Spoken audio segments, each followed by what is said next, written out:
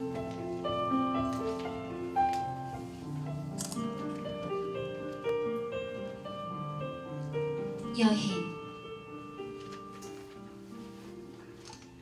송광세.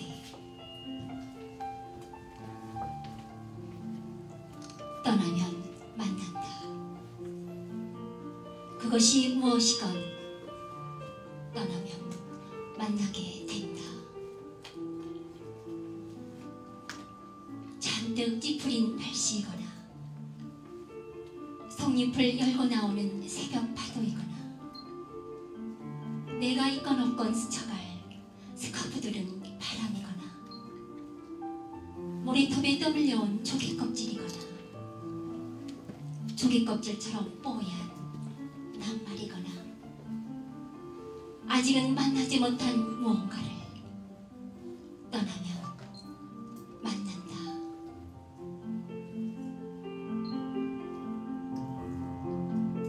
섬마을을 찾아가는 백고동 소리이거나 흘러간 유행가 가락이거나 여가수의 목에 달라붙은 애절한 슬픔이거나 사과봉투에 담아보낸 연정이거나 소주 한 잔 건넬 줄 아는 텁텁한 인정이거나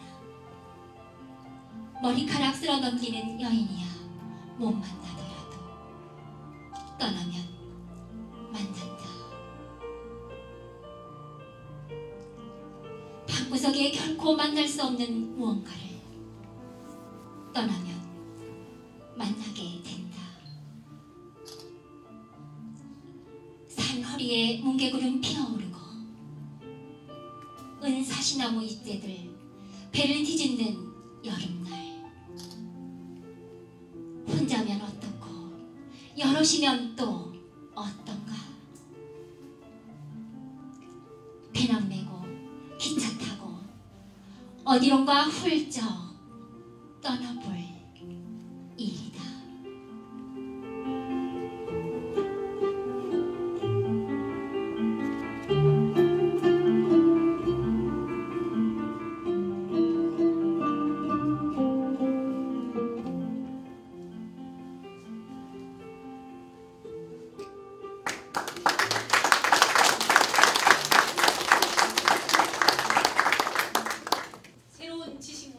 만들어가는 지식나눔 공동체 북포럼 대전 제14회 저자와의 만남을 시작하겠습니다. 안녕하세요 여러분. 네, 저희 북포럼 대전은 온라인 커뮤니티 페이스북에 서울에 있는 북포럼이 있고요. 저희는 서울에 있는 북포럼에 이어서 북포럼 대전이라고 해서 다음 달 4월 달이면 벌써 1주년이 되는군요. 1년 동안 여러분들과 함께 좋은 저자님을 모시고 또 그 책의 주제에 맞는 전문 패널님을 모시고 1년 동안 여러분들과 함께 나왔습니다. 오늘은 제 14회 저자와의 만남으로 진행하겠는데 우선 먼저 패널분부터 소개하도록 하겠습니다. 예, 저는 달려서 하늘까지는 닉네임으로 불려지기를 좋아하는 달하늘 심창엽이라고 합니다. 반갑습니다. 저는 알고 싶은 것도 많고 하고 싶은 것도 많은 호기심 천국 강유정입니다. 네, 반갑습니다. 그 영화 속 주인공 같은 여행을 하고 싶은 남자, 여행을 맹기는 남자 최진규입니다. 반갑습니다. 반갑습니다. 우리 심창엽 패널님께서는요 크로아티아를 여행하고 한방막 인천공항에서 도착하자마자 대전 시민대학으로 오셨고요. 우리 강유정 패널님께서는 적절한 시기에 적절한 책을 적절한 상황에 맞게 소개해 주시는 전문가시고요. 우리 최준규 패널님께서는 대전에서는 여행에 대해서는 최고의 지식과 정보와 경험을 갖고 계신 분이십니다. 우리 프로그램이 마치고 나서도 전화번호도 좀 얻어가시고 명함도 많이 얻어가셔서 풍성한 삶이 되는 좋은 기회가 됐으면 좋겠습니다. 그리고 오늘의 주인공 저자님을 소개해드리기에 앞서요. 그 섭외가 되고 나서 홍보를 시작하자마자 여성분들한테 계속 전화가 왔어요. 예. 제 핸드폰은 사실은 우울증에 걸려 있을 만큼 울리는 적이 없는데요.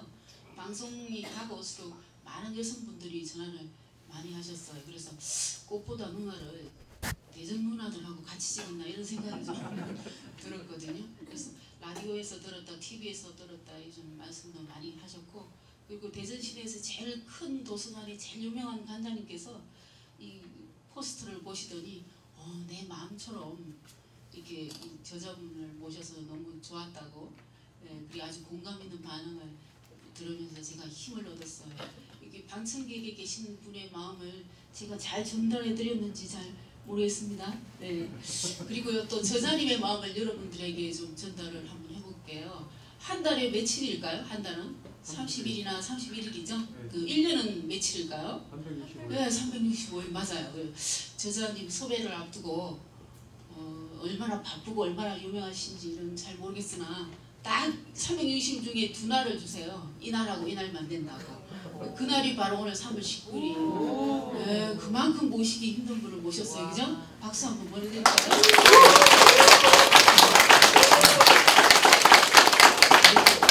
오빠는 뭐 일어서서 인사를 하고 그래서 앉아야 되는 거예요. 네. 우리의 마음과 마음이 잘 주고 받아지는 것 같습니다.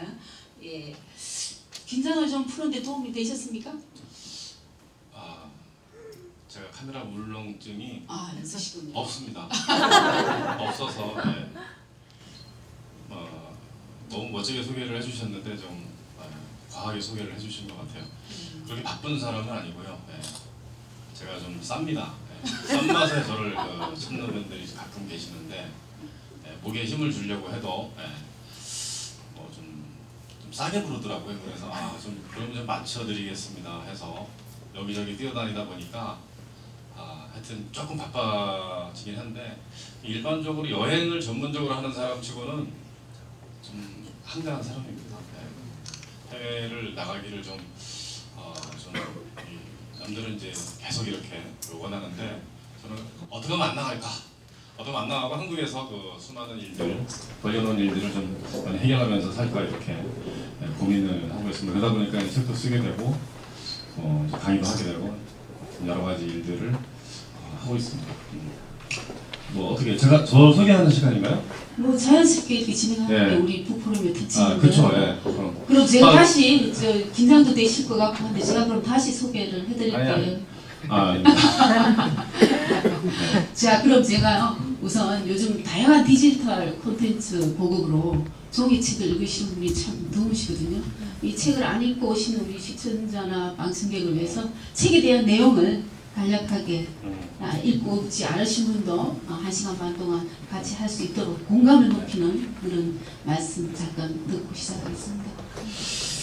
네, 뭐 저를 소개를 하자면은 그냥 저는 고객 만족 스토리텔링 투어리더 여행 작가 뭐 이렇게 소개를 합니다. 네. 여행 작가 하면 그냥 여행을 한 30일 갔다 와서 아니면 한 번 딱 갔다 와서 거기에 대한 감상문을 쓰는 책들이 주로 여행책으로 알려져 있는데 저 세 나라와 그림에서는 전 보입니다만 저 슬로베니아 좌측편에 베네치아가 있습니다. 베니스. 사실 이제 베니스가 이 지금 보이는 저 바다 아드리아해에 한 800년 동안 이렇게 석권을 했었고요. 그래서 그 베니스가 이제 어떻게 보면 핵심이었고 이제 크로아티아는 베니스한테 모든 걸 다 뺏기던 그런 그 나라인데 그래서 이제 저 나라들의 특징들이 베네치아의 그 왕국에서 이렇게 뿌려놓은 흔적 뭐 이런 것들이랑 비슷합니다. 그래서 저 책의 내용은 이제 크로아티아가 핵심이고 중심이지만 어떻게 보면 이제 아드리아해에 대한 문화 이런 것들을 중점적으로 다루었는데 안 읽어보신 분들을 위해서 책이 좀 쉽습니다. 쉽게 썼습니다. 쉽게 쓰고 그리고 이제 여행에 대한 이야기도 있고요.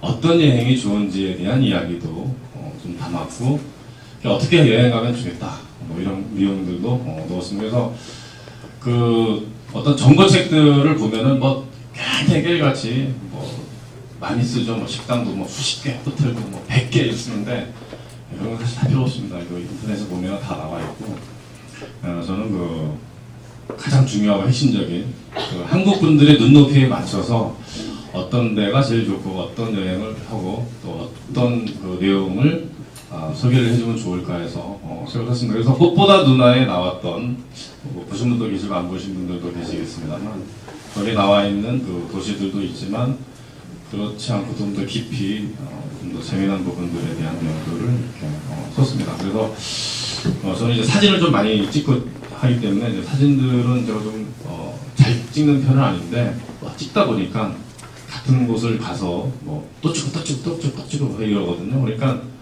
날씨 좋은 날 찍은 것만 이렇게 골라내다 보니까 어떤 예쁜 사진들이 조금 등장이 됐습니다. 그래서 사진만 보시더라도 발칸의 그 프라테 슬로베니아라든가 이런 보스니아 이런 데가 어떤 데다라는 것을 알 수가 있게 친절한 설명을 해놨고요. 그래서 이제 그림만 보시더라도 책 읽는데 괜찮지 않을까 그렇게 생각합니다. 근데 그 정도로 제가 묘사를 해놨습니다. 그래서 그 어렵지 않은 내용이고 또 한 가지 이제 사람들 우리나라 분들이 이제 크로아티아라든가 이런데 그 열광을 하는 이유가 지금까지 전혀 보지 못했던 자연 풍광입니다. 삭막하죠. 삭막한 아름다움. 좀 이렇게 역설적인 표현입니다. 아주 사막같이. 사막이 가장 아름답습니다. 사막 가보셨는지 모르겠는데요. 이 사막이 주는 그 모습은 아주 심플하거든요. 그러니까 뭐냐면 디자인으로 친다면 가장 완벽한 디자인. 더 이상 뺄 것이 없을 때까지 다 뺐어요. 그 다음에 딱 그거만 있는 거죠. 그런데 그 자연이 주는 모습이 아침, 낮, 밤, 또 해질 때, 해 뜰 때 이 모습이 다 틀리듯이 크로아티아도 그런 비슷한 모습을 갖고 있습니다. 네. 마다. 네. 크로아티아에 대해서 자꾸 궁금해지니까요. 우리 패널님들과 함께 진행하도록 하겠습니다. 패널과 함께 진행하는 시간이 끝나면 방청객과 함께 진행하는 시간이 있으니까 궁금하신 거 있으면 그때 질문해 주시면 좋을 것 같습니다. 네, 우리 어느 분? 예, 우선 오동석 저자님 북포럼 대전에 오신 것을 진심으로 환영합니다. 감사합니다. 이 발칸 하면은 우리가 그 신문의 여행 광고에서 보고 혹시 이제 그 뉴스에서 발칸이 좀 소란스럽다라는 했는데 우리 책을 읽어보신 분들은 아시겠지만 혹 안 읽어보신 우리 여기 계신 분들을 위해서 발칸이 의미하는 것이 징기스칸 동생이냐 아니면 징기스칸하고 또 다른 의미를 가지고 있는 의미인가 그걸 간결하게 한번 설명을 해주시면 고맙겠습니다. 네, 발칸.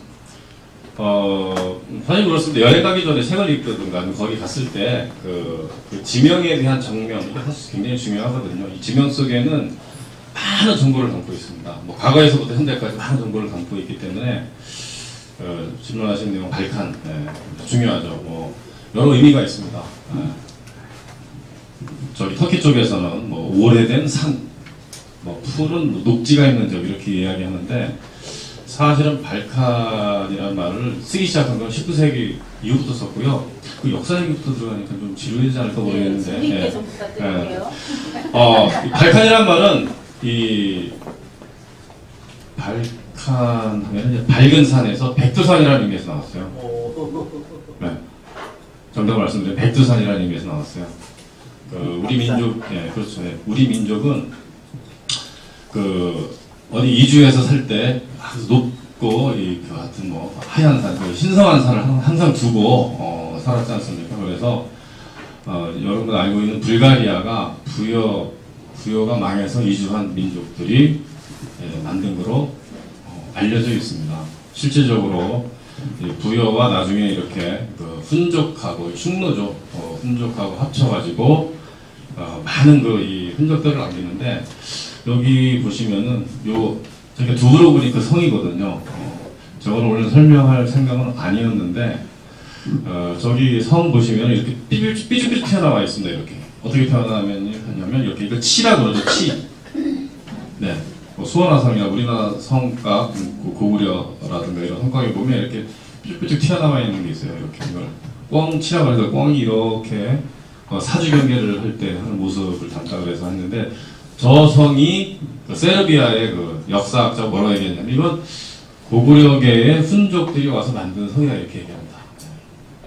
그러니까 제가 드리고자 하는 말씀은 뭐냐면 그 부여가 망해서 넘어와서 이제 불가리아라는 만들고요. 그다음에 이제 거기에 이제 신성한 그 이제 산 하나 두고 거기서 이제 했는데 여러 가지 흔적을 남기죠. 몽골 반점도 있고 뭐 북거리라든가 이런 내용의 그 풍습도 있고 그다음에 이제 발한산, 밝고 환한 산이라고 했잖아요. 백성 같은 거 이런 것들이 그 흔적들이 남아왔는데 그래서 발한산을 빨리 읽으면 그래도 발한산이 되죠.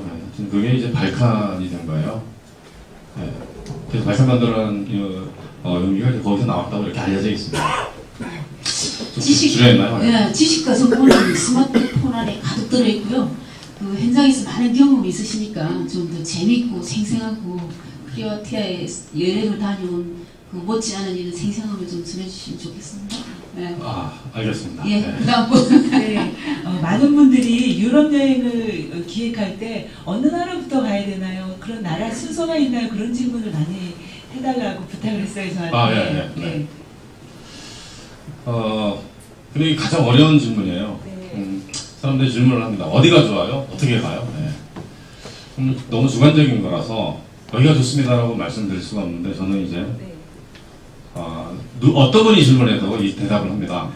사람이 좋은데 그 지역에 사람이 좋은데 따뜻한 사람이 있어서 따뜻하게 환대해주는 그거 싶습니다. 그러면요 맛없는 밥도 맛있어 보이고 별볼일 없는 그 유적지도 멋있어 보여요. 네, 맞아요.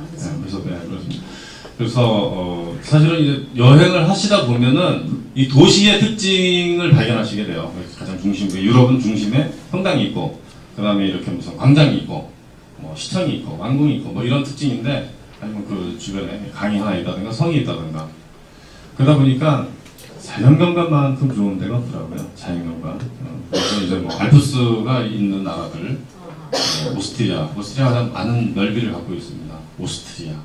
스위스, 이탈리아, 프랑스, 그 다음에 독일의 남쪽 지역, 그 다음에 크로아티아 같은 이런 지역, 이런 자연경관이 수려하면서, 그 다음에 예쁜 도시가 있는 곳. 지금 보시면은 이제 파란색 하늘 또는 바다와 빨간색 지붕이 잘 어우러진 저런 도시들이 있는 곳, 좀 여행하기 편하시죠?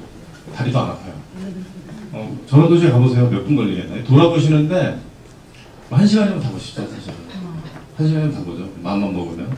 근데 이제, 그렇게 빨리 다닐 거면 이제 여행 안 가시는 게 좋고요. 성벽도 한 바퀴 돌고, 지금 여기 케이블카에 올라가서 이렇게 내려다보면서, 맛있는 커피도 한 잔 마시면서, 진짜, 음미를 해보고 하는 이런 여행이 좋기 때문에, 어디가 먼저다라고 하면 저는 머릿속에 유럽에 있습니다. 오스트리아, 스위스, 크로아티아, 노르웨이, 이런 데입니다. 그 다음에 이제, 크로아티아가 이제, 크로아티아 해안지역, 크로아티아가 아주 서민적이고, 좀 이렇게, 뭔가, 뭐라고 그래야 되나요? 좀 이렇게 친근감이 있다고 하면은, 남프랑스를 제가 또 꼽는데, 남프랑스는 부자들의 놀이터거든요. 부자들이 거의 다 들어가 있죠. 유럽의 부자, 뭐, 외국의 부자들, 처음부터 부자가 만들었기 때문에. 그래서, 남프랑스, 뭐 이런 데를 제가 꼽습니다. 근데 정말 멋있어요. 정말 멋있습니다. 네, 우리 저자님께서 이미 성벽, 크로아티아 하면은 그 생각나는 키워드가 좀 있죠. 뭐 성벽이라든가, 뭐 커피도 말씀하셨고, 또 골목, 그 다음에 이제 거리, 궁전, 뭐 이런 것들이 생각이 납니다.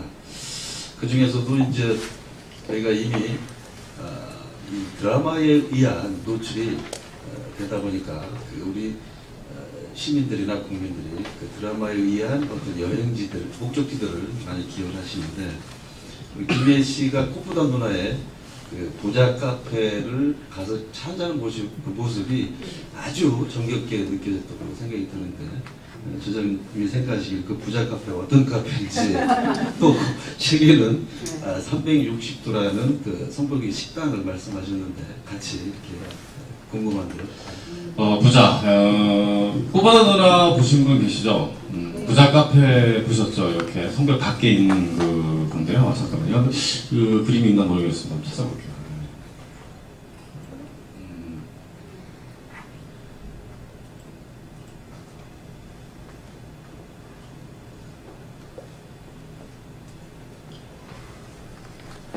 죄송합니다. 이 부자 카페 하여튼 요 지금 저기 오른쪽 밑에 오른쪽 밑에 성벽 그 모퉁이 들어가면 성벽 밖에 있는 카페예요. 근데 부자가 잘못 알려져 있는데 부자는 구멍이라는 뜻이에요.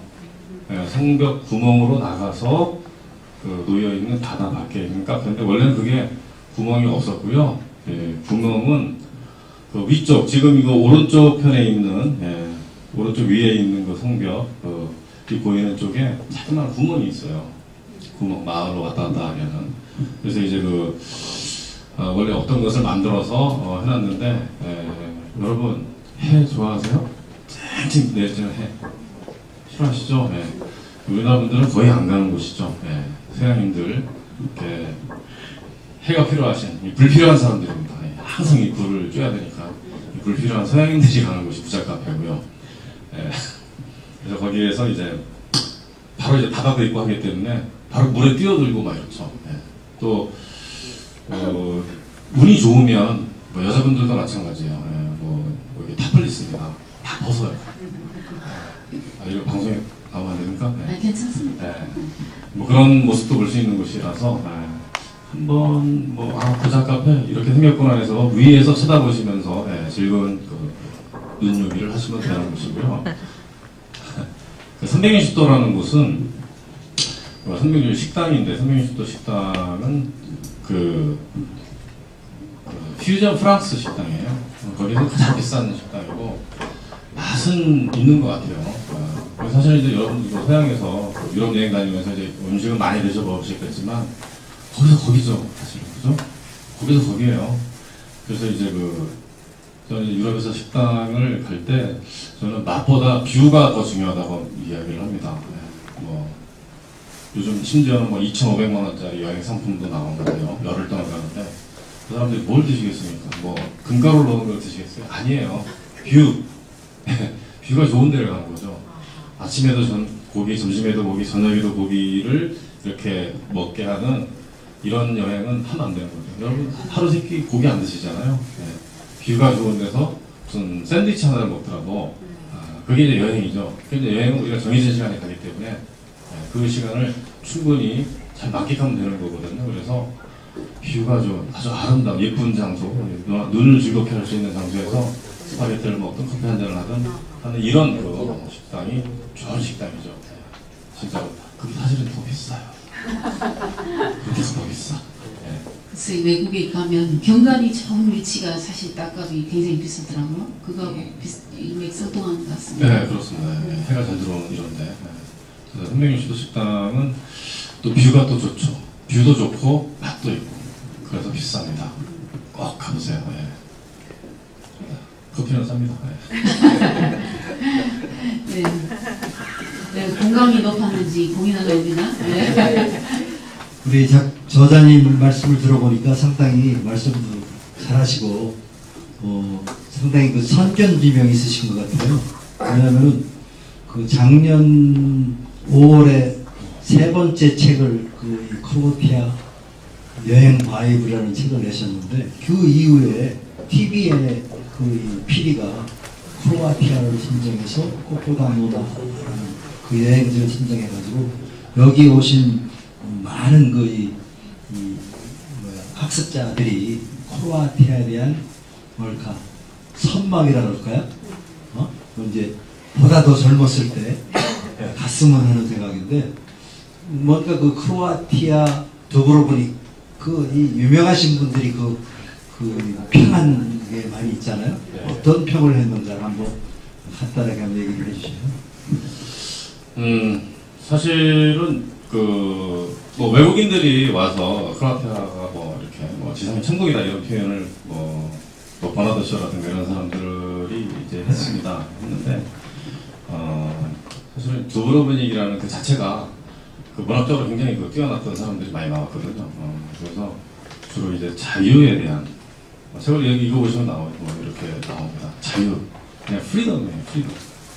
자유를 내천했던 그런 사람들이 와서 살고 또 거기서 문인들이 매출돼서 자유에 대한 시를 많이 썼거든요. 그래서 가장 대표적으로 크로아티아 돈을 지금 보여드릴 수는 없어서 혹시 갖고 계세요? 갔다 오셨어요? 네. 거기 쓰면서 오셨어요. 이반 군들리체라는 굉장히 유명한 시인이 있죠. 이반 군들리체. 크로아티아 지폐 50원에 나와 있습니다. 이제 50원이 진짜 50원이라는 게 아니고 50쿠나 그 단위거든요. 우리나라 돈으로 한 3,700원 정도 됩니다. 3,500원 정도 되는데 거기에 보면 이제 그 유명한 시인이 이렇게 막 이렇게 볶아서 머리 막 볶은 그 모습으로 나옵니다. 그 사람이 쓴 시가 하나 있어요. 여기 보시면 이 자유에 대한 시죠. 자유. 그래서 모든 크로아티아의 모든 모습은 이 자유를 위해서 존재한다 이렇게 얘기합니다. 성벽을 비롯해가지고 뒤에 산, 바다, 사람들 이런 모습들이 자유를 찬양하고 자유를 위해서 존재한다 이렇게 얘기합니다. 그래서 곳곳에 자유가 어쩌다라는 이야기들이 써 있어요. 가장 유명한 시죠. 이반 군들리체. 그래서 아름답다고 사랑스럽다. 달콤한 자유. 신은 우리에게 세상의 보물인 너 자유를 주었다. 너는 우리의 모든 영광이 진정한 원천이다. 너만이 두부러 보니 그의 유일한 장식이다. 모든 모든 인간의 삶도 너의 순수한 아름다움을 바꿀 수 없다. 예전에는 이 자유가 굉장히 갈망했던 사람들이 살았었나 봐요, 진짜로. 그래서 과거로 돌아가 보면 정말 저런 모습이 애절하죠. 아주 그냥 혹상당했으니까요. 그러니까 이제 소위 얘기하잖아요. 여행 가신 분들이 옛날에 역사를 한 것은 말이야. 이 아래 것들 못 살게 해서 이제 살던 역사야. 이런 식으로 합니다. 그래서 이제 저 이외에도 기타 이제 여러 가지 이야기하는 사람들이 좀 있긴 한데 하여튼 한마디로 얘기하면 자유입니다. 네, 알겠습니다. 크로아티아에 대해서 좀 더 생생하고 재미있는 질문 부탁드릴게요. 네, 이렇게 아름다운 크로아티아 발칸을 언제 가면 또 좋을지, 누구랑 가면 좋을지, 우리가 세부나 하와이 그러면 일반적으로 신혼여행지 이렇게 알고 있는데 발칸은 누구랑 가면 좋을지, 또 아니면 인생의 시기에서 그러면 어느 시기에 가면 좋을지 그것도 궁금해집니다. 사람들이 얘기합니다. 이제 시중에 보면 여행의 비법이라는 책이 있어요. 여행의 기술 아무 소용이 없습니다. 인터넷에 다 나와 있습니다. 어떻게 여행 가야 되는지. 저한테 여행의 기술이 뭡니까? 라고 물어보면 하루라도 젊었을 때 멀리 가는 것입니다. 이 여행이라는 것은요. 정답입니다. 가슴이 뛸 때 가는 거거든요. 가슴이 뛸 때. 다리가 떨릴 때 가면은 늦은 거예요. 가슴이 뛸 때에 가서 보는 느낌하고 다리가 떨릴 때 가서 보는 느낌하고는요 완전히 틀립니다. 완전히 틀립니다. 그래서 하루라도 젊었을 때 멀리 가는 것도 멀리. 젊었을 때 멀리 가라. 누구랑 같이 가느냐? 사랑하는 사람하고 가면은 그렇게 좋을 수가 없겠죠. 부부가 간다 그러면 혼자 여행 가시는 분도 많으시죠 요즘은. 근데 이제 여행은 목적도 여러 가지 있고 쉬러 가기도 하고 이렇게 나 혼자 나만의 자유를 느끼기 위해서 간다 이렇게 하지만 저는 여행에서 여행을 이렇게 정의합니다. 사람이 아무리 오래 살아도 상견이야 이거죠. 그래서 이제 사람이 산다는 것은 숨막히는 역사의 현장에 나를 얼마큼 많이 노출을 시켰느냐. 전쟁터 얘기하는 게 아니고요. 전쟁터가 아니고 역사의 현장에. 그러니까 100번의 책보다 한 번의 여행이 훨씬 낫다고 하잖아요. 그래서 얼마나 많이 노출시켰는데 거기에 노출했어요. 했는데 커피를 마시고 갔다? 이거 여행이 아니죠. 누군가로 스토리텔링을 듣고 정말 여기에서의 여행의 진정한 의미를 찾는다면, 그러니까 역사 속에서 어떤 교훈을 찾거나 지금 내가 이 사람들이 이렇게 살았는데 이렇게 해서 망하겠다라는 이런 것들을 찾을 수 있을 것 같아요. 그래서 그런 거를 얻어오는 게 저는 진정한 여행이다 이렇게. 그게 힐링이죠 사실은. 그게 힐링. 거기서 희열을 느끼고요. 아무리 먹어보고 다녀봐도 물론 그 순간은 편안하겠지만 오래 가지 않는다는 거죠. 그 여행이 좀 더 많이 오래 가려면 정말 좋아하는 친구들이랑 그 쌉지 않을 사람이랑 가셔야죠. 예, 제일 중요한 건 부부가 이제 여행 같이 안 가시는 분들이 굉장히 많으세요. 보면은 자주 싸우시는 분이죠. 5일 이상 여행은 못 합니다. 엄청 싸워요. 예, 그래서 여기 젊으신 분들 혹시 시집장 안 가신 분들 계시면은 가기 전에 여행을 꼭 떠나세요. 5일 이상 가셔야 됩니다. 5일까지는 잘 안 싸워요. 5일 지나면서 싸우기 시작합니다. 그렇기 때문에 5일 넘어가면서 이제 그 다음에 본심이 나오는 거거든요. 맞아. 그래서 여행에서 이제 느낄 수 있는 그런 것들. 그래서 좋아하는 사람, 안 싸울 사람하고 가는 게 좋은 여행이다. 이렇게 말씀드리고 싶습니다. 자, 여행을 가야 할 때는 다리가 떨릴 때 말고 심장이 떨릴 때, 그리고 여행을 가야 할 장소는 가능한 멀리, 그리고 누구랑 가느냐는 질문은 혼자 가서 자유가 뭔지, 진정한 자유가 뭔지 느껴보는 거, 그리고 새로운 환경, 새로운 경험에 두려워하지 않는 거. 이걸 뭐 이렇게 연락해도 될까요? 혹시 부족한 부분이 있을지 궁금한다. 일단은 그 젊은 사람이 멀리 해외에 가면은 사실 우리가 갖고 있는 고정관념이 다 깨지잖아요. 한국에 앉아 있으면서 나 세상 다 알아 하는 그런 고정관념이라든가 이런 것들이 깨지면서 좀 더 이제 지평이 넓어지는 거는 사실이고요. 그다음에 혼자 가는 건 좋은데 거기서 진짜 얻어올 거를 충분히 얻어오라는 거죠. 혼자 가면 사실 많이 배워요. 내가 무방비 상태에서 누가 나를 돌봐줄 사람이 없기 때문에 스스로 독립을 해야 되잖아요. 하다못해 쓰지 않는 언어도 꺼내서 써봐야 되고, 뭐 물어봐야 되고, 거기에 그 낯설은 장소에서, 여행은 낯설은 장소에 가는 거거든요. 낯선 장소에 자꾸 가야지, 내가 거기서 이제 생존 본능이 생기면서 뭔가 얻어올 수 있는 것들을 이제 억지로라도 또는 이제 자연스럽게 얻을 수 있는 거잖아요. 그러다 보니까 혼자 가더라도 누구한테 들을 수 있는 건 충분히 들어라. 스토리텔링을 듣고 가라. 충분한 스토리텔링. 네, 좋은 말씀이십니다. 저는 무슨 교양으로 좀 재미있게, 좀 유머 있게 이런 진행을 좀 부탁드릴게요. 좀 많이 던져주세요. 네, 방청객에서도 좀 서울에서 많이 이거 경험한 분이거든요. 괜찮습니다. 서울 북부에 출마했던 분이다. 네. 저희 조카가 굉장히 의존 성향이 높은 조카가 있었는데요. 대학교 4학년이 되도록 의존 성향을 벗어나지 못해서 저희 가족들이 의논을 해서 유럽으로 한 달간 혼자 배낭여행을 보내서요. 유럽이고 하니까 뭐 파리 지하철역에서 화장실에서 자기도 하고 그랬다 하더라고요. 한 달 갔다 오더니 애가 의존 성향을 딱 끊고 그렇게 멋지게 잘 변해 왔어요. 그래서 지금 대기업에 취직해서 열심히 다니고 있습니다. 혹시 의존 성향을 못 고치는 자녀분 계시면 집에서 엄마랑 싸우면 관계는 나빠져요. 그죠? 유럽 때 유럽으로 한 달쯤 배낭여행을 쫓아보내버리세요. 고작해서 멋지게 다른 모습으로 달라져 옵니다. 네, 좋은 생각이시죠. 좋은 방법이고요. 근데 제가 한 가지 걱정되는 것은 사실 우리나라 분들의 해외 여행 문화 수준은 굉장히 떨어집니다. 좀 중국보다 떨어져요, 사실은. 그래서 걱정되는 것들이 많은데 그걸 말씀드리려고 하는 건 아니고요. 자녀분들이 해외를 보낼 때 좀 잘 입고 다니십사 이렇게 해주세요. 가서 이렇게 보면은요, 막 거짓대가 다니는 것 같아요. 어떤 데. 진짜요. 그래서 가까이 모른 척하고 다녀요. 이렇게 나오면은 어떤 데는 참 쟤네들 정말 뭐라고 얘기해주고 싶은데 이건 절대 안 도와줘요.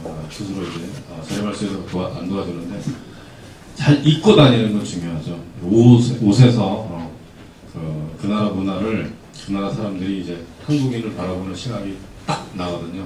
한국은 거지야? 뭐 이렇게 됩니다.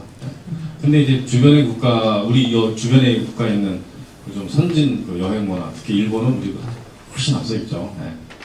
아직도 이제 10년 이상 앞서가고 있는데, 보면은, 남한테 절대 피해 안 주면서, 자신의 그 정체성을 정확하게 드러내면서 다닙니다. 네, 그런 거가 중요합니다. 중요한 말 언급해 주셔서 감사드리고요. 그 크로아티아 여행 바이블 책을 보면 책이 예쁘고 고급스러워요. 제 종이 지금 뛰어나고요. 그리고 작가님이 직접 찍은 사진과 함께 밑에 스토리텔링이 되어 있는 책입니다. 인터넷 서점보다 더 싼 가격으로 10,000원에 모시고 있습니다. 책을 사시고요. 저자님께 사인 받으시고 저기 인증샷 사진 찍을 때는 만들어놨거든요. 그래서 포스트 앞에서 사진도 찍으시고 사인도 받아가시고 그런 유익한 시간 아 근데 책을 그 이렇게 싸게 파는 책은 좀 없는 것 같아요. 뭐 계속 반값으로 팔더라고요. 반값 아니에요? 네, 제가 반값 쌉니다 그래서 제가 서두에서 말씀드렸지만 네. 여기 겸손해서 하시는 말씀이고 그 이분하고 크로아티아 여행을 가는 것도 굉장히 많은 저기 비용을 내야 오시고 할 수 있습니다. 네, 그 다음 패널님 질문. 지금 조금 전에 저자님 말씀하신 거에 연결해서 매너 얘기를 조금 더 여쭙고 싶어요. 아, 네네. 네, 그래서 아까 의상 얘기도 하셨는데 우리가 또 해외 문화에 특히 서양 문화에 또 미숙한 부분이 많아서 놓치는 게 많거든요. 그래서 이렇게 얘기 난 김에 저자님께서 저희가 이렇게 잘 놓치는 서양 매너에 대해서 조금 팁을 주시면 어떨까? 이를테면 뭐 빵을 꼭 이렇게 손으로 뜯어 먹는데 우리는 그 배물어 먹는 게 버릇이 돼가지고 가다 보면 실수할 수가 있거든요. 그런 걸 하나 몇 가지 가르쳐 주시면 좋겠습니다. 그 먹는 거는 여러분 한식은 어떻게 먹습니까? 한 손으로 먹습니다. 양식은 양손으로 먹죠. 네. 양식은 이제 양손으로만 드시면 돼요. 네. 먹는 거에는 어떤 규칙이 사실 없습니다. 우리가 이제 뭐 서양식으로 이렇게 뭐 맨 바깥에 있는 것부터 먹어 이렇게 하는데 뭐 그거는 이제 그렇다 치더라도요. 그 먹는데 이렇게 순서라든가 이런 거는 안 따지셔도 사실은 누가 이렇게 뭐라고 하지 않습니다. 뭐라고 하지 않는데 그 서양과 동양 우리가 완전 정반대예요.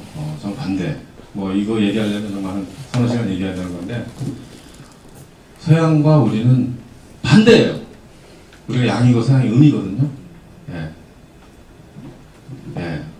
그 얘기는 이제 나중에 시간 되면. 그러다 보니까 우리는 해를 피합니다. 서양인들이 해를 좋아해요. 그래서 한국 분들이 가면은요, 어떤 분들도 안 해요. 남자도 마찬가지인데, 거의 뭐 완전히 그 이슬람국, 태어난들처럼 하고 다니고, 눈만 내리고, 눈도 선글라스 끼고, 이렇게 쫙 하고, 이렇게 쫙 다니거든요.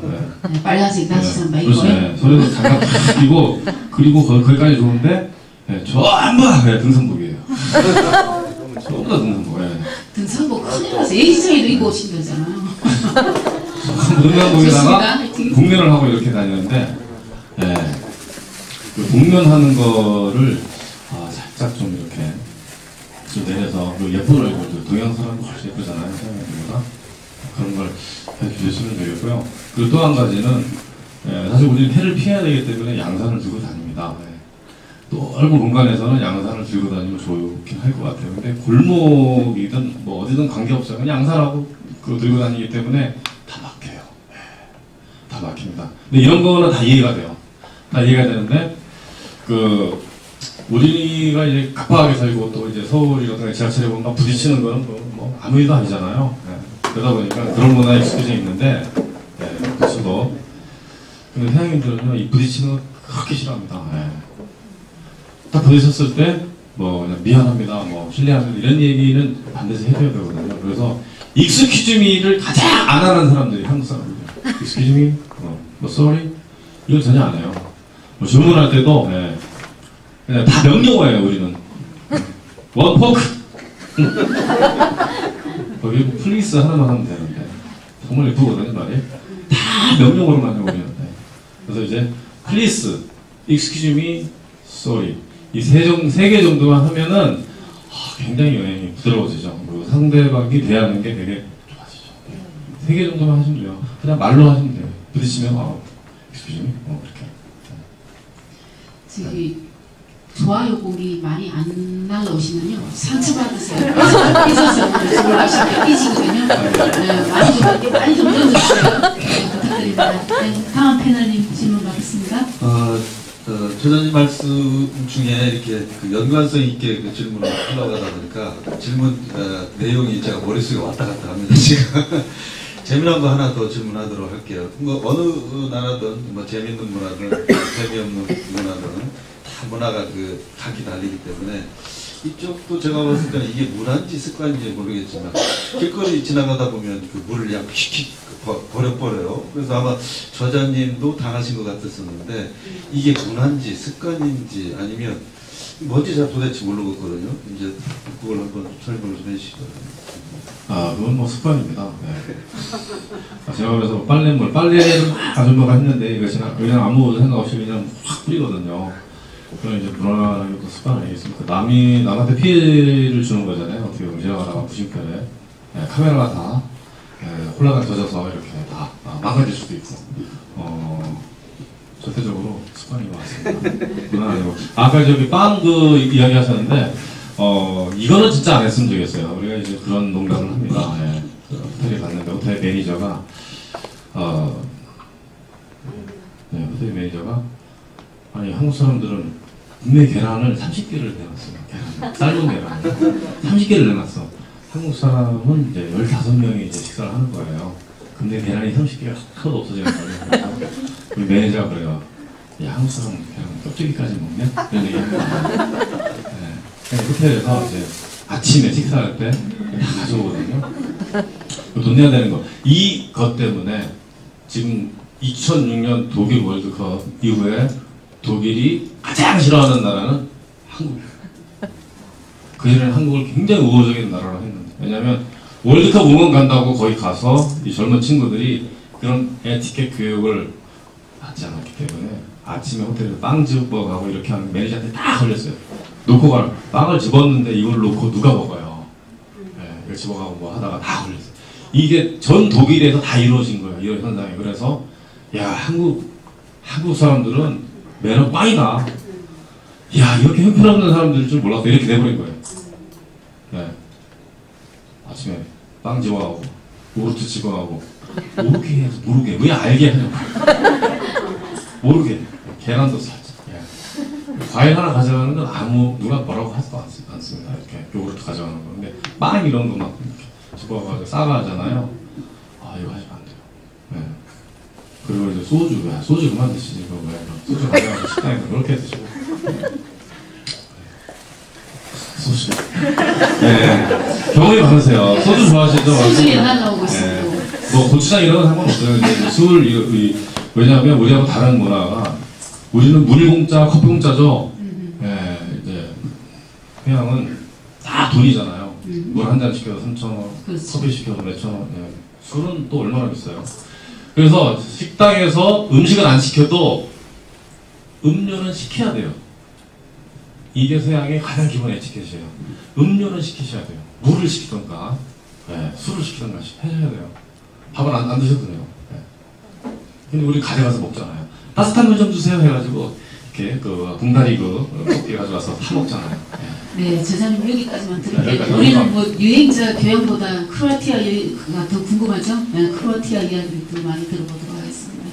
네. 이 크로아티아는 책을 사서 보시면 좋겠고. 그렇죠. 네, 만원에 모시겠습니다. 바깥에 있습니다. 저는 이제 묻고 싶은 질문이 이제 우리 오동석 저자님도 트루 가이드로서 스토리텔링이 있고 뭔가 느낌이 있는 그런 가이드 트루 가이드 생활을 10년 이상 하셨거든요. 13년? 20년. 20년. 책을 쓰신 지가 이제 아직 10년. 네. 뭔가 이제 전문가가 되셨다는 얘기거든요. 그리고 이제 지금 현재 우리 대한민국이 이 글로벌 G4가 될 날이 사실 멀지 않았거든요. G4에 대비한 지금 여행 에티켓이나 매너를 얘기하셨지만 뭔가 열심히 일한 사람 떠나라 라는 어떤 광고 카피처럼 새로운 여행 문화를 뭐 이렇게 주도하시는 그 역할을 하는데 몇 가지 팁을 딱 던져주시면서 뭔가 이제 여행사에서 이 고리타분한 여행 패키지 여행보다는 아까 얘기한 리처드 브랜슨 괴짜 회장님처럼 독특한 여행의 어떤 선도전 역할을 하실 생각은 있으신지 궁금합니다. 제가 지금 그거 하고 있습니다. 그래요? 어떤 식으로? 네, 잠깐 소개 좀 부탁드립니다. 일단은 저는 패키지 여행이 나쁘다고 생각은 안 하고요. 일단은 여러분이 10,000원을 냈으면은 30,000원어치 서비스를 해주는 게 패키지예요. 근데 너무 싸면은 안 되는 거죠. 여기 우리 대신 알프스토어 이 대표님 같은 분이 그렇게 제공하는 거는 좋으실 거예요. 왜냐면 이렇게 어떤 스폰 받았습니다. 그러니까 이제 천천히 가는 여행, 패키지 여행이면 좋죠. 천천히 가는 거. 근데 너무 빨라서 그런 거거든요. 네. 그래서 지금 그런 거를 지향하자 해서 이제 그러다 보니까 여행 가시는 분들 중에 60% 이상은 다 개인이 나갑니다. 그런 시대가 됐어요. 그래서 여행 문화를 선도한다라고 하는 게 저는 이제 여행 새로운 여행지 한국 분들이 와서 이걸 보고 가면 좋겠다. 예. 우리나라와 연관이 많다. 우리나라 역사하고 연관이 있다. 또는 이곳은 이제 뚫고 들어가서 우리나라 분들도 많이 와서 어떤 기업체하고도 이렇게 어떤 이 커뮤니티도 형성되고 어떤 거래가 있었으면 되겠다. 이런 나라들이 사실은 전 세계잖아요. 근데 우리나라 사람이 안 나가 있는데 거의 없어. 다 나가 있습니다. 근데 여행으로서 가기에는 어려운 부분이 굉장히 많아서 지금까지 저는 남들이 가지 않는 데만 지금은 갑니다. 여러분 소유로 안 가요. 여러분 영프스이 나폼소 다 갔다 오셨죠? 영프스이 나폼소 딱 보면 아는데 영국, 프랑스, 스위스, 이탈리, 나폴리, 폼페이, 소렌토 영프스이 나폼소 다 다녀오셨어요. 이런 데는 저는 지향을 하고요. 집중적으로 한 나라만 보셔야죠. 한 나라. 그래서 우리나라 분들은 예를 들어 로마 유적지가 있다 그러면 저기 로마 유적지도 봐야 되고 저기도 봐야 되고 다 봐야 된다고 하는데 그 나라에서 세계에서 거의 하나밖에 없는 이거를 보러 가셔야죠. 하나밖에 없는 거. 이 나라밖에 없다. 이런 거를 추구하는 게 오히려 저는 더 도움이 된다고 생각합니다. 좋은 여행 상품 많이 개발하셔서 여행 문화의 질을 좀 높여주시기 바랍니다. 저도 사실은 독일의 아주 작은 지방 도시를 여행을 하고 싶은데요.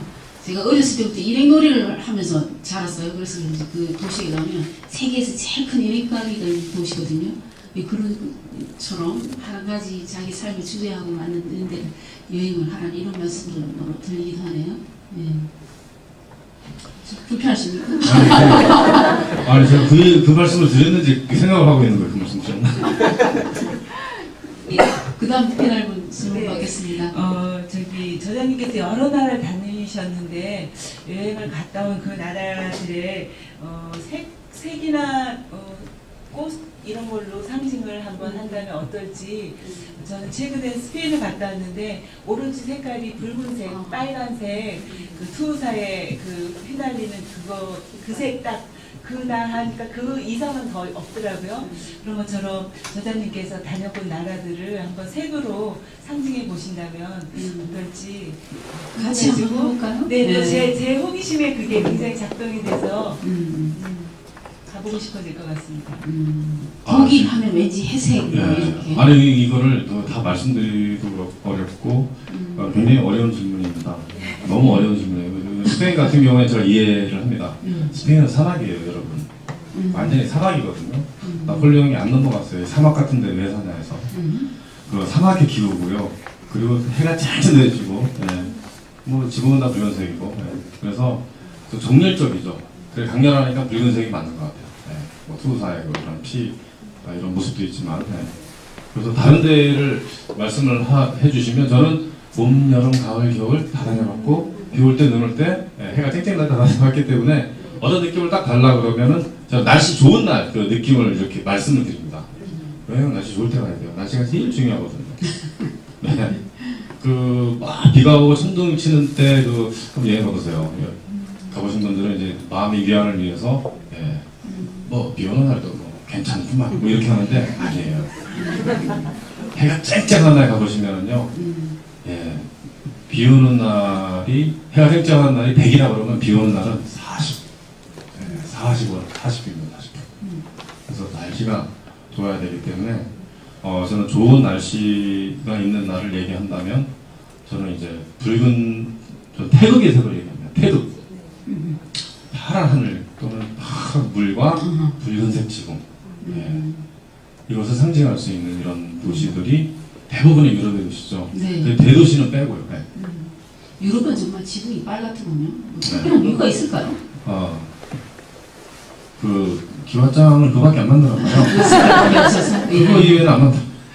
시드니에서도 한참 위에서 비행기 위에 떠 있었는데 온통 빨갛더군요. 네. 우리 최정규 패널님 네. 질문 받겠습니다. 네네. 사실 이 쇼핑하게 되면 이제 부정적인 의미가 상당히 강합니다. 뭐 잘 아시다시피 중국이나 이제 동남아 이런 여행 가다 보면 의례적으로 그리고 또 이제 여행 경비의 어떤 보전의 목적으로 여행자들이 이렇게 하는 것이 일반적인 상태인데 그래도 크로아티아 가서 그쪽에 쇼핑이나 용어를 빼고 특산품이라든가 뭐 토산품이라든가 거기까지 가서 이것만큼 좀 사고 싶다라는 것이 있을 것 같아요. 그거를 좀 설명을 좀 해주시면 고맙겠습니다. 저는 쇼핑 여행을 안 합니다. 저랑 같이 가시면요 못하는 게 두 가지가 있어요. 옵션을 하고 싶은데 못해요. 네, 쇼핑을 하고 싶은데 못합니다. 여러분들이 알아서 하게끔 제가 이제 해줍니다. 근데 크로아티아는요 가보시니까 뭐 없으셨죠? 살 거 없습니다. 돌. 크로아티아에서 제일 좋은 건 뭔지 아세요? 돌이에요, 돌. 예, 석회암 같은 거. 그런 거를, 예, 뭐 한 100톤 정도 가져오시면 돈 될 겁니다. 건축재료로. 뭐 이런 거를 가져오신다든가. 아니면은 요즘 크로아티아의 재정 상태가 안 좋아요. 섬을 하나 사세요. 섬을. 요즘 섬을 판매하고 있습니다. 예, 섬. 굉장히 좋은 부동산 정보잖아요. 빌 게이츠 샀습니다. 빌 게이츠. 예, 크로아티아. 또 두부로 우리 근처에 하나 했어요. 예, 그 섬 알고 있고요. 그 요즘 무인도들 많은데 판매하고 있습니다. 1440개의 선 중에. 예.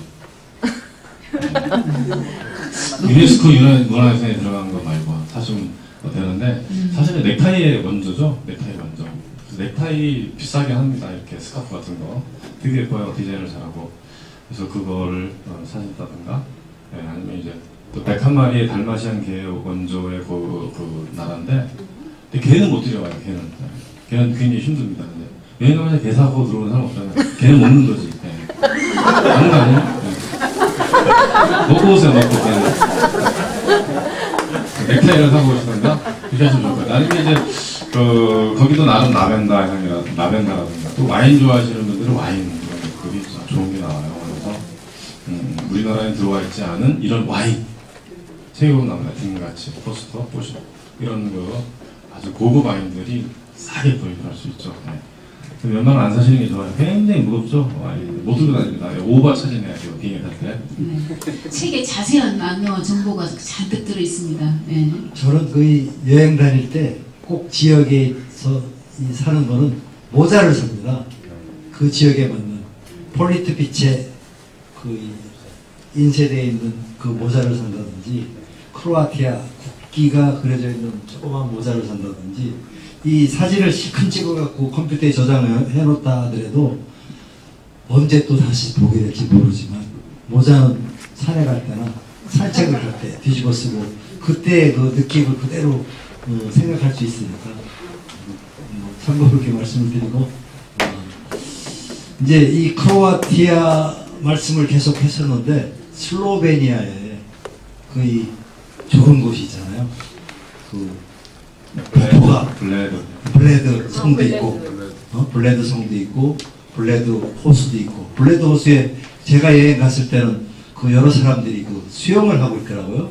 수영하는 모습도 상당히 아름답고 블레드 성에 올라가 가지고 자기가 원하는 어떤 소망을 빌면서 종을 치는 그 어떤 것도 상당히 그 기억에 남고 그래요. 그러니까 블레드 성에 그 신혼부부들이 많이 또 찾는다고 하는데 블레드 성과 블레드 호수에 대해서 우리 궁금해하시는 분들을 위해서 설명을 해주셨습니다. 네, 지금 저기 그림에 보이는 곳이 블레드였죠. 블레드. 그러니까 슬로베니아 조그만합니다. 굉장히 작아요. 인구도 정말 작고요. 네. 인구도 400만밖에 안 돼요. 네. 그리고 이제 면적도 무지 작습니다. 네. 충청 남북도 합친 정도? 그 정도밖에 안 되는 나라인데 저기 앞에 보이는 저 섬이거든요. 네. 저 나라가 바다가 있는데 유일한 섬이에요. 저 나라 유일한 섬. 네. 바다가 있음에도 불구하고 유일한 섬이고요. 자 멀리 보이는 건 성이죠. 성. 네. 블레드 성이라고 하는데 이 성은 가장 오래된 성입니다. 이 나라 최초의 성이에요. 그래서 저 호수가 상당히 예쁘죠. 저기 온천물이에요. 사실은 저 자체가 온천 효과가 있습니다. 서양 사람들은 차가운 온천을 합니다. 스포츠 선수들요 막 뛰잖아요. 차가운 온천을 해야지 몸이 풀린다고 해서 차갑게 해요. 우리 뜨겁게 하는데 이것도 틀려요. 이것도 그러다 보니까 저희가 슬로베니아 최고의 휴양지가 됐고요. 우리가 김일성 옛날에 여기 6.5 연방이었을 때 티토 대통령의 별장이 저기 있거든요. 그래서 거기에 집사했다 그런 곳이고 그런 곳입니다. 그래서 아주 굉장히 운치가 있고 실질적으로 가보면 느끼는 게 남다르죠.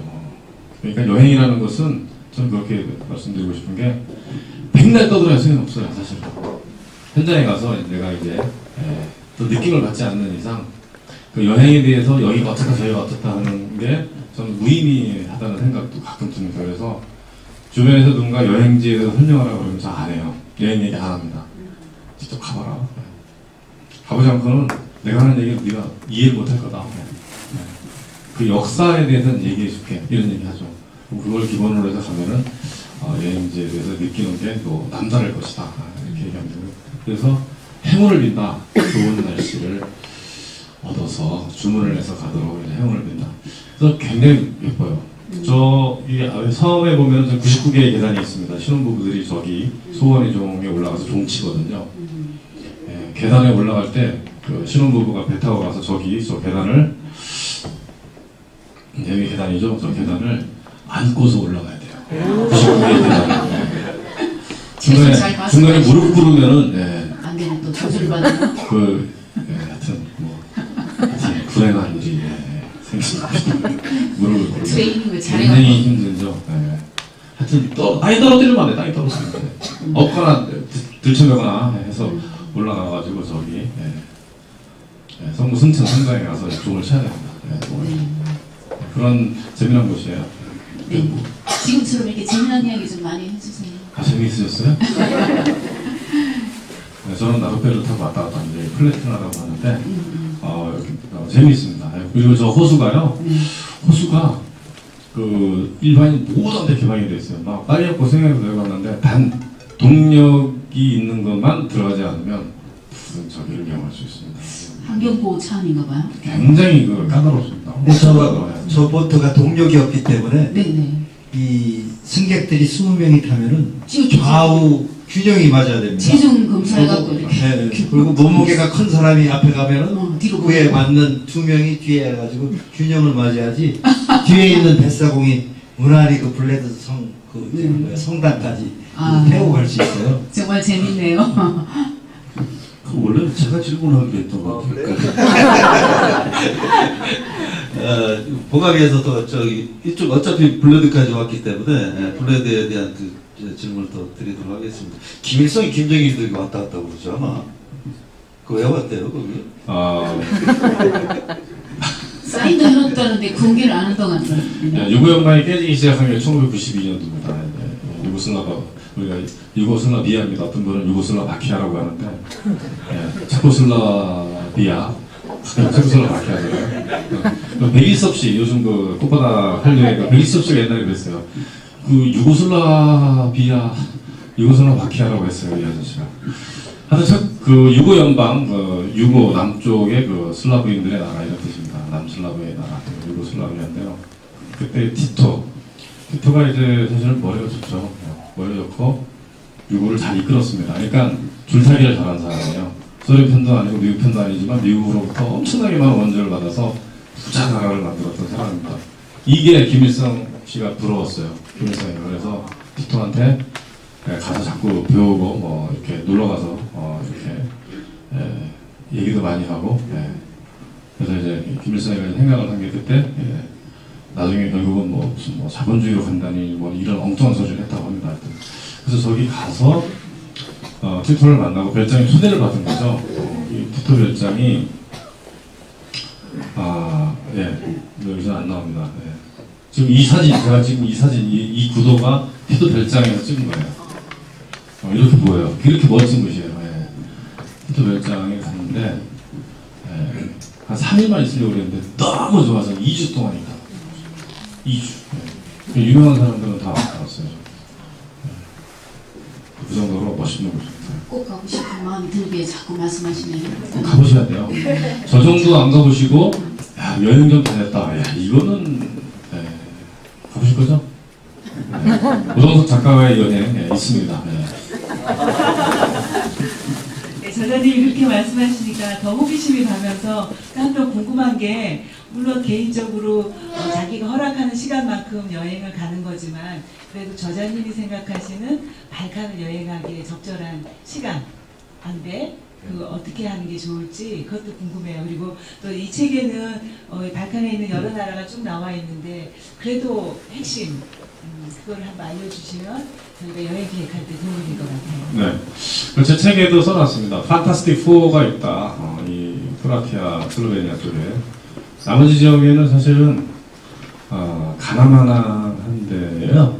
솔직히 말씀드리면 시간도 많이 걸릴 뿐더러 사실 무의미하거든요. 네, 그래서 개인적으로 가시든 아니면은 이렇게 어떤 여행사를 통해서 가시든 이 네 군데만은 꼭 가야 된다라고 이렇게 저는 항상 말씀을 드립니다. 왜냐면 40번을 다녀왔기 때문에 어디가 좋은지 다 알아요.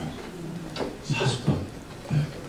한 여행지를 40번 다녀온 사람 정신 나간 사람이죠. 멀쩡하신데요? 지금 좀 오래 살았기 때문에 그런데요. 저희는 1997년도부터 제가 다니기 시작했던 곳이에요. 뭐 계기가 있었을까요? 저기 유럽에 살았기 때문에 먹고 살려고 가는 거죠. 네. 그럴 때가 있어요. 네, 아주 단순한 이유였군요. 그래서 저 블레드라는 곳, 슬로베니아 블레드라는 곳이 있고요. 이 주변이 율리안 알프스 산지입니다. 율리스 시저, 시저가 넘나들어서 자신이 이름을 따서 붙인 그 곳이 있는 곳이고요. 이 주변에도 되게 많아요. 호수도 있고 산도 있고 폭포도 있고 그리고 여기 좀 더 내려가면 이 슬로베니아라는 나라가 동굴이요.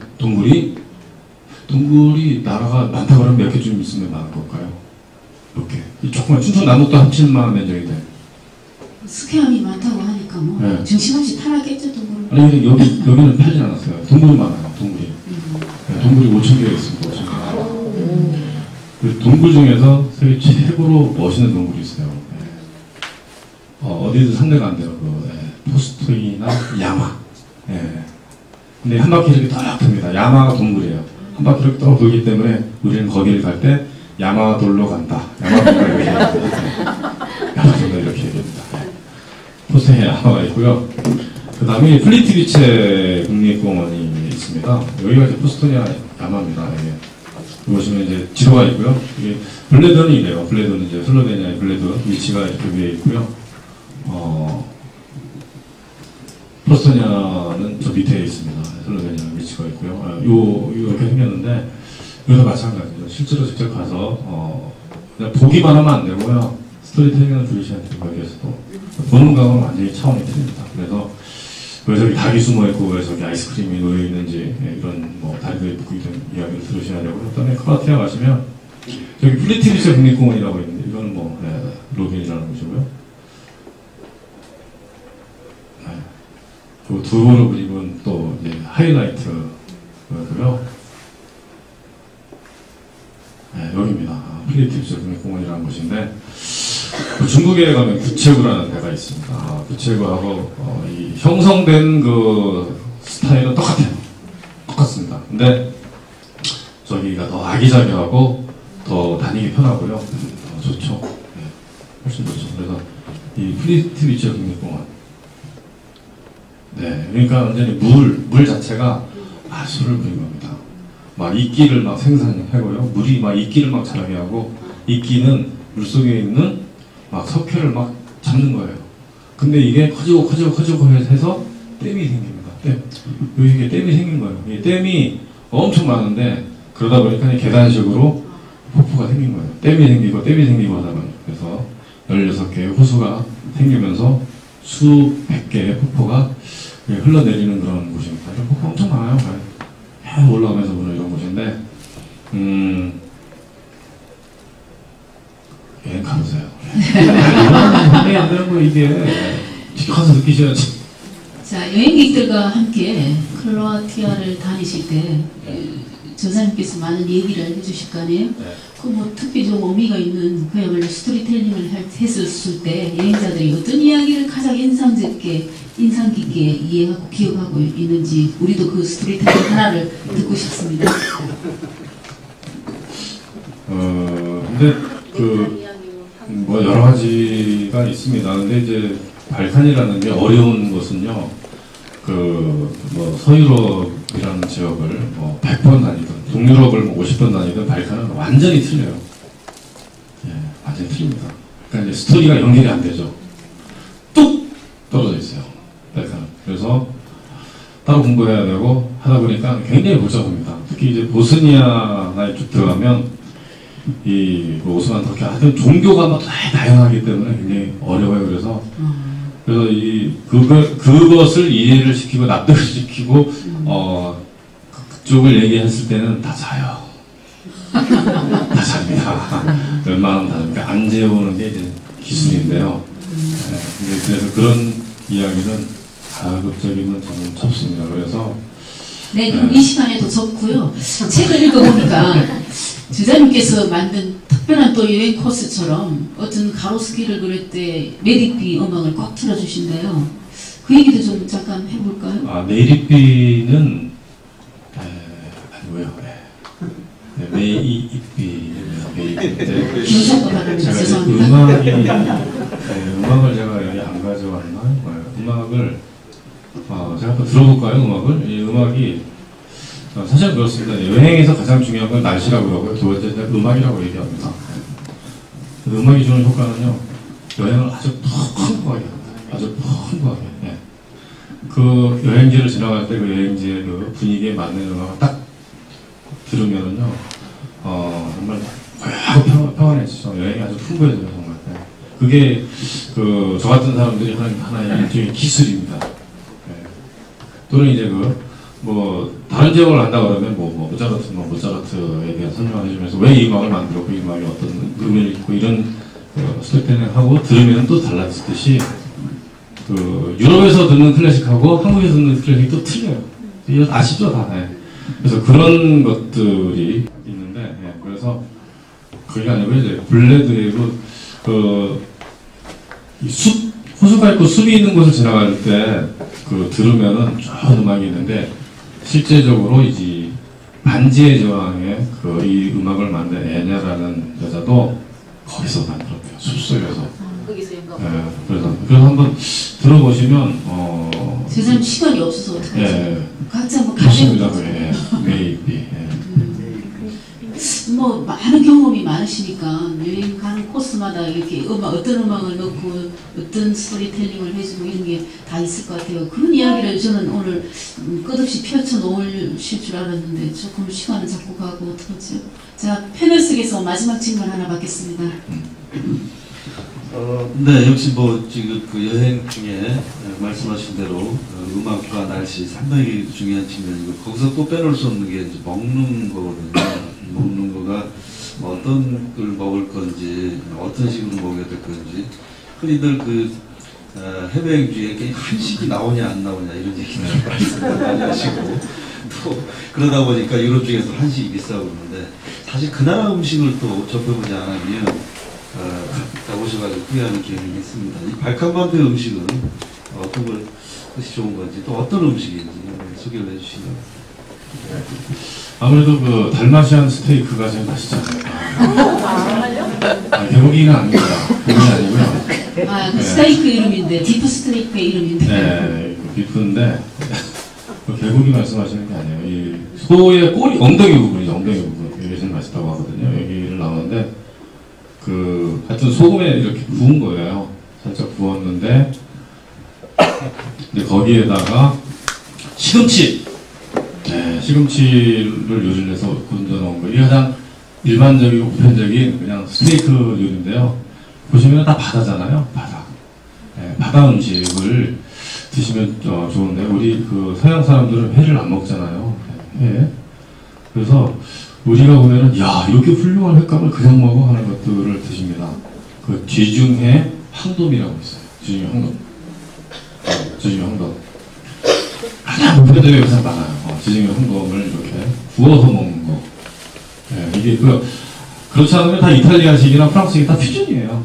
유럽이 뭐 요리사들이 여기 갔다 저기 갔다 하면서 요리를 배우지 않습니까? 그래서 배우기 때문에 어떤 특징을 찾을 수가 없는데 그런 음식 또는 이게 있습니다. 여러분 저기 엔초비라고 해서 뭐 굉장히 유식하게 얘기하는데 그게 지중해 멸치입니다. 네. 그 멸치가 나오는 철에는 이거를 막 이렇게 튀기죠. 멸치를 그냥 가짜 봉을 이만한 멸치거든요. 이건 큰 멸치를 이렇게 튀겨서 드셔본 적 없으시잖아요. 이런 거. 그리고 이제 송어. 네. 송어 요리는요. 이 송어가 이제 뼈가 많습니다. 우리가 이제 요리를 할 때 이 뼈를 이렇게 발라서 가시를 발라서 드시는 그런 요리가 있는데 이걸 우리가 이제 뭐 필렛 이렇게 하잖아요. 근데 송어는 필렛이 안 되죠. 그냥 통으로 고서 먹는 건데 그게 괜찮아요. 그래서 그쪽 지역에서는 개고기 말고 달마시안 스테이크나 네. 지중해 황돔, 멸치, 그 다음에 송어 나머지는 똑같다고 보시면 돼요. 이탈리아 음식하고 그렇습니다. 네, 알겠습니다. 직접 가서 드셔보시면 직접 자, 패널스에서 마지막 질문 짧게 하나 받고 방청객으로 넘기겠습니다. 예, 제가 우리 자오자님의 블로그를 한번 들어가 봤어요. trueguide.tstory.com 들어갔더니 이 trueguide 스토리텔링가 있고 스토리텔링과 와인과 이 느낌을 하는 이 저자님뿐만 아니라 음양 오행을 논하는 그 작가시더라고요. 아까 서양은 양이요, 동양은 음입니다라는 말씀이 있는 것처럼 반대인가요? 서양은 양이고, 서양이 음이에요? 동양이 양이에요? 동양 양이 들어가요. 동양이 양이다. 제가 거꾸로 알았네요. 그러니까 음양 오행을 아시는 철학적인 우리 트루 가이드 오동섭 사장님 함께한 거 무척 기쁘게 생각하고요. 적어도 첫 책을 저지으신 만 10년 전에 2019년도에는 오동석이라는 저자는 어떻게 변하고 어떻게 더 승승장구한 모습으로 남겨질 건가. 10년 후에 어떤 자화상을 말씀해 주시면 고맙겠습니다. 별 차이가 없을 것 같습니다. 제가 이제 그동안 뭐 쌓아놓은 컨텐츠들이 굉장히 많습니다. 다녀왔던 지역에 대해서 계속 이렇게 책으로 남기려는 그러니까 이제 쉽게 읽을 수 있는 그 지역에서 쉽게 알 수 있는 그런 책을 쓰는 작업을 하고 있습니다. 그래서 책을 쓸 것이고 또 거기에 따라서 이제 여행도 계속 다니는 거고요. 그리고 이제 한국에서 하는 일들이 어떤 강의 같은 거 이런 것도 많이 하는 거고 여행에 대한 강의는 거의 안 하고요. 역사 문화에 대한 이야기를 합니다. 네, 역사 문화, 한류 이런 것들. 네, 저희가 한류에 현장이 많이 가니까 한류에 대한 이야기들을 좀 많이 하죠. 이제 그런 계속 이제 그 세계를 가지고 책, 그다음에 이제 무슨 강의를 하든가 여행 세 가지를 하면서 할 것 같습니다. 네, 같은 모습. 감사합니다. 이제 방청객의 질문 받겠습니다. 네, 감사합니다.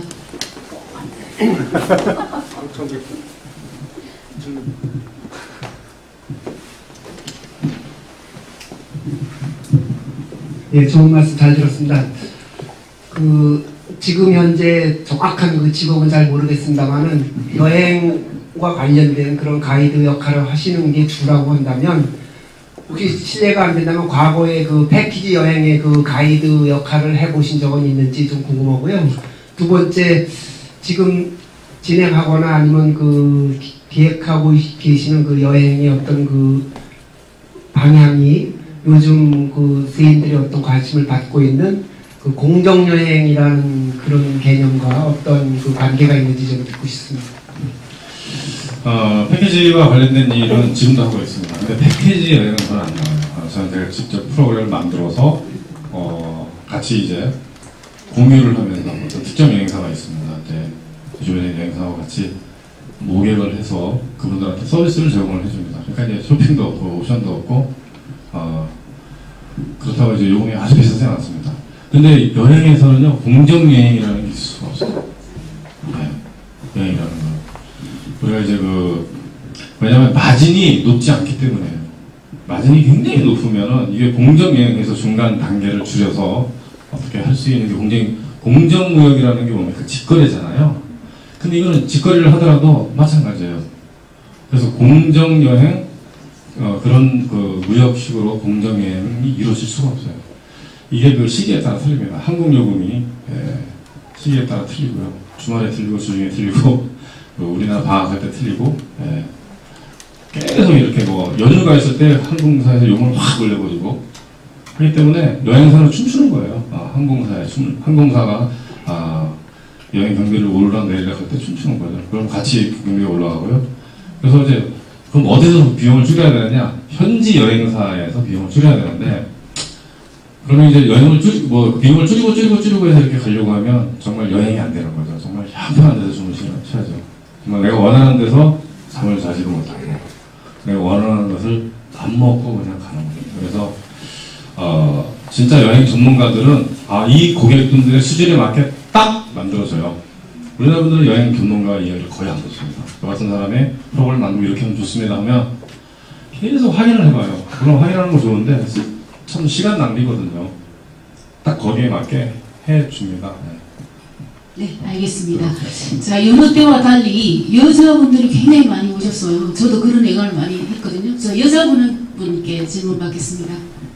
앞에서 말씀하셨을지도 모르는데 좀 늦게 와서 앞에 부분은 어떤 내용인지 모르겠는데요.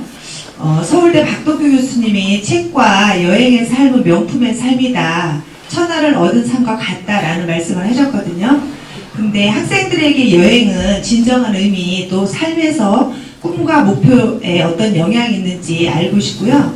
두 번째는 성인에게도 여행이 어떤 또 커다란 의미가 있는지 작가님의 생각을 듣고 싶습니다. 좋은 질문입니다. 그렇죠? 네. 청소년들에게 여행은 아까도 잠시 말씀은 드렸어요. 네. 일단은 세상을 빨리 박차고 나갈 수 있게 하는 관문이다. 네. 그래서 하루라도 젊었을 때 멀리 보내세요. 멀리 보내면 그 나라에 딱 공항에 내려서 그 나라의 공기를 들여마시는 순간 다 깨집니다. 이거는 100%죠. 고정관념이 깨지기도 하고, 그 다음에 이제 자신이 이제 이게 다른 나라, 다른 세상에 이렇게 존재하는 이런 역사, 문화의 모습들이구나. 사람들이 이렇게 살고 있기 때문에 혹시 나의 정체성도 이제 확립이 되고 어떻게 살아간다는가, 살아갈 거에 대해서 굉장히 많은 도움이 됩니다. 말씀드렸듯이 10권의 책, 100권의 책보다 한 번의 여행, 그 장소에 가보는 거, 역사의 현장에 나를 노출시켜서 거기에서 얻고 깨닫는 게 훨씬 많다는 거죠. 네. 그리고 또 한 가지, 나이 드신 분 여행 말씀하셨죠? 성인요? 성인들의 여행요? 네. 가셔야죠.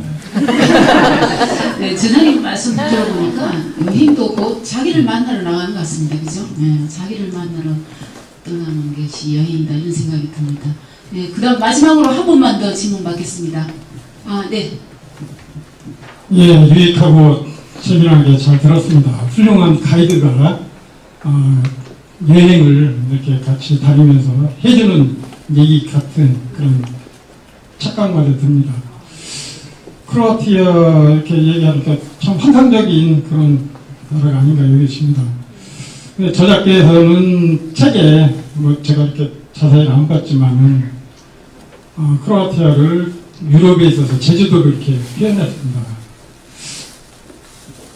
매력적인, 마력적인 나라 그런 식으로 표현하셨는데 꼭 집어서 어떤 것이 매력적인지 너무 오늘 얘기가 다양하게 나왔기 때문에 우리 기억 속에 딱 간직하고 가기가 참 쉽지만 않은 것 같아요. 물론 다 환상적인 그런 나라라고 기억은 됩니다만 그래도 그 중에서 꼽을 수 있는 거 딱 한 가지로 이렇게 표현한다면 뭐가 있을까요? 일단 자연경관이 남다르죠. 우리가 이제 익숙해진 자연, 여러분 중국 가면 갔다 오면 다 피곤하죠. 피곤합니다. 그죠? 이상하게 중국 갔다 온 사람 많이 피곤해요. 공기도 안 좋지만 우리한테 익숙해진 자연 환경이죠. 비슷합니다. 그런데 아주 낯설은 장소, 새로운데 우리한테는 다른 환경이거든요. 근데 공기가 너무 좋아요. 막 절벽에서 막 내려가는 이런 풍광이라든가, 그리고 도시가 크지 않아요. 그러면 도시 여행이라는 것은 피곤한 여행이죠. 여행 자체가 이 보도블록을 걸으면서 돌아다닌다는 게 주는 게 이제 그렇게 효과가 크지 않죠. 그냥 한번 가봤다 이 정도지. 거기서 얻을 수 있는 거는 거기서 오래 머물렀을 때입니다. 도시에서는 문화를 본다든가 박물관에 가서 뭔가를 한다든가 비즈니스 한다든가, 이게 도시에서 해야 되는 일이거든요. 그래서 도시에서 벗어나서 이 자연과 가까이, 또 사람 사는 모습이 굉장히 소박한 이런 곳에 가면은요, 피곤하지가 않아요. 사실은 여행 자체가 하시다 보면 그런 느낌을 많이 받는 곳이에요. 곳곳이 변화무쌍하고요. 비슷한, 우리는 한국 분들은 이 캐나다 여행 가면은 처음에 호수가 굉장히 크고 산이 높아서 와 멋있다 하는데 1시간 2시간 지나면요 지루해합니다. 똑같거든요. 모습이 똑같아요. 그래서 이 변화무쌍하고 아기자기한 모습, 이런 것들이 다 존재를 합니다. 발칸에 크로아티아 슬로베니아 쪽이. 그래서 이 두 나라를 가시면 진짜 마력을 느낍니다. 막 끌어당기는 느끼죠. 네, 알겠습니다. 물빛 가득한 명월의 안식처 크로아티아 여러분들과 함께 여행을 마쳤습니다. 마지막으로 한 문장으로 우리 시청자와 방청객에게 한 문장으로 해주고 싶은 말씀 있으시면 부탁드리겠습니다. 뭐 바쁘고 돈이 많더라도 시간이 없어서 여행을 못 가세요. 그래서 우리나라 여행 가시는 분들의 부류는 딱 두 부류로 나옵니다. 아주 중간나, 아주 나이가 많거나. 중간에 계신 분들은 참 가기가 어렵습니다. 비싼 돈을 내고 가셔야 되죠. 왜냐, 연휴 때 가야 되니까. 그런데 연휴 때 말고 박차고 나갈 수 있는 가족들과 같이 그냥 이제 마음 내켰을 때, 남들이 열심히 일할 때 나갈 수 있는 그 여유를 갖고 1년에 딱 한 번 그렇게 다녀오시면 인생이 굉장히 풍부해질 거라 생각을 합니다. 아까 이제 제주도도 마찬가지죠. 주말에 가지 마세요. 비싸고 사람 많고 주중에 가시면은 더 많은 것을 얻어 보실 수가 있고요. 더 좋습니다. 이거 돈 쓰는 얘기만 하는 것 같은데 이게 사실은 돈 되는 얘기죠. 갔다 오시면 돈 됩니다. 그래서 인생은 여행이거든요. 인생 자체가 여행이에요. 인생은 여행이다. 나그네들 들이잖아요. 나중에 다 운명여행 말씀하셨는데 부트칠성으로 다 돌아가실 분들이니까 우리가 돌아가신다고 하잖아요. 죽었다는 얘기 안 하고 돌아가십니다. 그래서 인생은 여행입니다. 네, 인생은 여행이다. 네, 다음 15회 저자와의 만남 안내해드리겠습니다. 김문아 작가, 대전에서 활동하고 계시는 인문학 작가십니다. 소설가시고 문학평론가시고 서울대학을 나오시고 미국에서 유학을 갔다 오신 분이 쓰신 책입니다. 책을 참 자주 여러 권 쓰시네요. 그분을 모셨습니다. 다음은 4월 3일 목요일인데요. 그날은 저희 북포럼 대전 1주년 기념행사와 함께 같이 진행하도록 하겠습니다. 네, 많이 참석해 주시고요. 오늘 발칸반도 청정해역에서 금방 건져올린 심심한 남자 남자와 함께 꽃보다 누나, 대전 누나들과 함께 이 시간 함께 지내겠습니다. 4월 3일 1주년 기념행사 때 다시 뵙겠습니다. 감사합니다.